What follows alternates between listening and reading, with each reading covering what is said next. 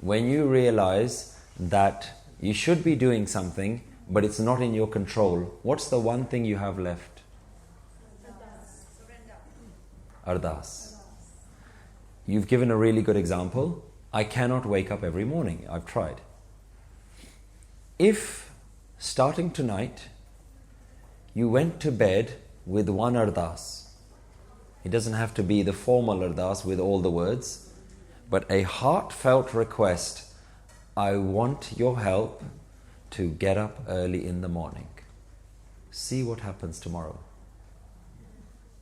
Because there is one thing to like the idea of waking up in the morning, the other is to be so desperate for it that you are begging for it. If you beg for it, maybe not tomorrow morning, and maybe not the next morning, but every night when you go to sleep, I want your help. Not I want to wake up. You're not giving God a demand. I need your grace to wake up early. And then when you don't wake up early and you wake up your normal time, you start the next morning with Ardas. Morning Ardas, evening Ardas, only one. Don't ask for too many things. Yeah? You can't handle too many things. Ask for one gift within a week, then let's have a conversation.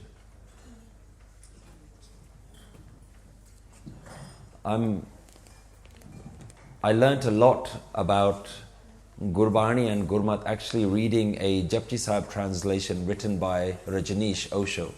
And some people find him controversial, but I highly recommend his Japji Sahib Katha.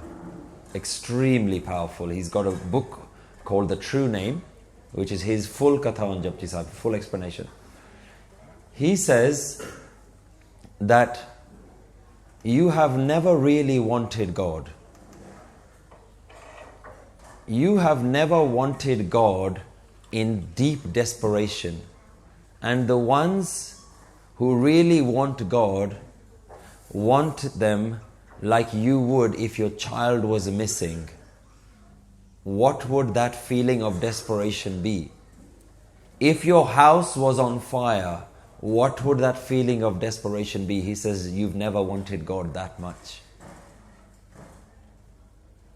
And so what we do, again another one of his analogies in the Japji Sahib, he says that you go to the ocean with a teaspoon and you expect to take home the whole ocean.